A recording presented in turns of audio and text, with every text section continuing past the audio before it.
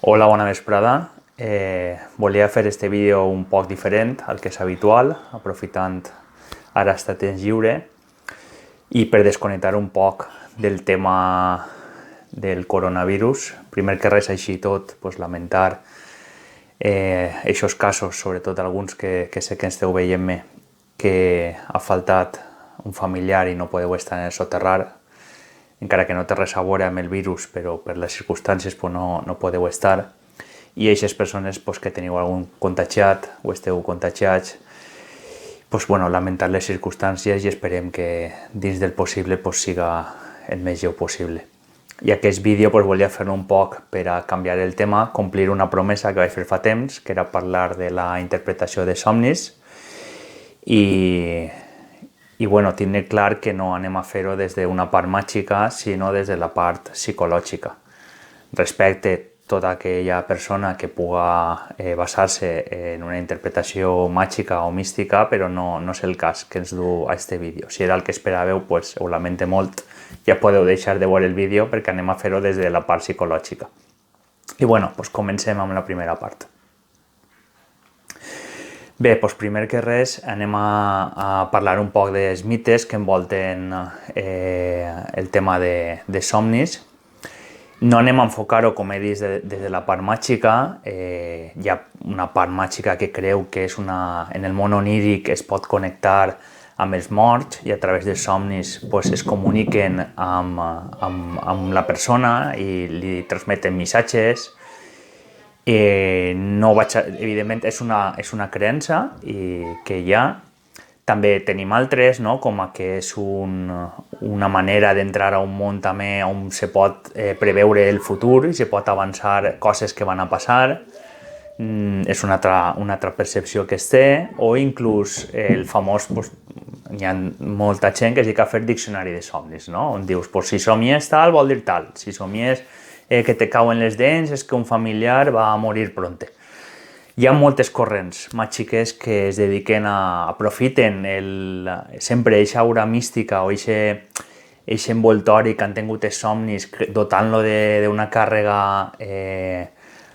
molt misteriosa, molt mística, i han aprofitat aquesta corrent per a crear teories o crear llibres o vendre material, o vendre servicis, que dedica molta gent a això.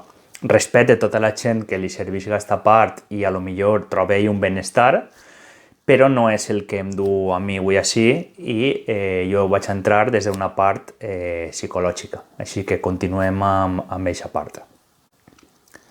Bé, entrem en la part psicològica. Primer sí que hauríem de tindre clar que a teràpia moltes voltes pot ser útil, per exemple, si a lo millor el pacient té un somni que li resulta recurrent o que li ha marcat i li condiciona el seu dia a dia, perquè està constantment pensant del que ha somiat i li està alterant.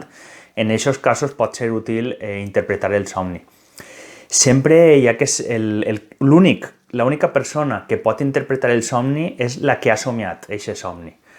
És sempre en ajuda del terapeuta, que li anirà dient conceptes, li preguntarà sobre el que ha somiat i el que significa per a aquesta persona i li farà una estructuració del somni. Solament en aquests casos és com se pot fer la interpretació i ens pot ajudar en la teràpia. Solament en aquests casos és recomanable fer interpretació de somnis. Hi ha casos on no és necessari. Aleshores, en teràpia se sol utilitzar en aquests casos. Però avui el que m'interessa també és entrar a una sèrie de conceptes bàsics d'introducció que ens serviran per a propers vídeos, per a ja entrar en més detall. Inclús analitzarem algun somni concret de gent que m'ha donat permís per a fer-ho i analitzarem el somni complet. Però avui ara vaig entrar en els conceptes inicials que ens serviran per a tenir més informació per als propers vídeos. M'agradaria parlar sobretot de dos autors. Un d'ells és Sigmund Freud, el pare del psicoanàlisi i per tant de la psicologia, i autor del llibre d'interpretació de somnis, sobre la que s'han basat la major part d'autors. I d'ací vull entrar en dos conceptes: el conscient i l'inconscient. El conscient anem a entendre-ho com un iceberg, la punta, la part que veiem, seria el conscient, i és la part de la que som conscients, el pensament racional, el que parlem i la voluntat pròpia, quan actuem amb voluntat.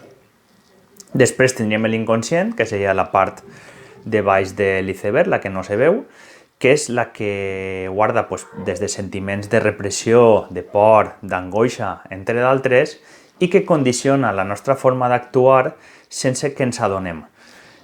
Podem tindre, per exemple, alguna por que ens impedeix dur una vida normal i no entendre el motiu per el que no podem actuar com voldríem.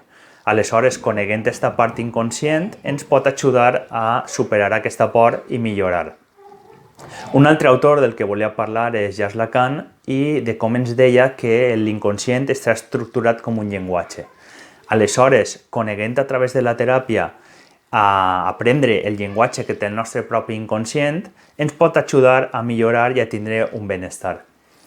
Per tant, des d'aquests dos conceptes, aquests tres conceptes, podríem veure que el somni, quan dormim, passem del conscient a l'inconscient, que és on es produiria el somni. I entrarem en un proper vídeo a parlar d'esta part. Aleshores, el que es filtra al conscient i l'estructura que li donem al que hem somiat seria el que ens podria ajudar a interpretar-lo. Però d'esta part parlaré en propers vídeos. Avui vull que ens quedem en aquests conceptes bàsics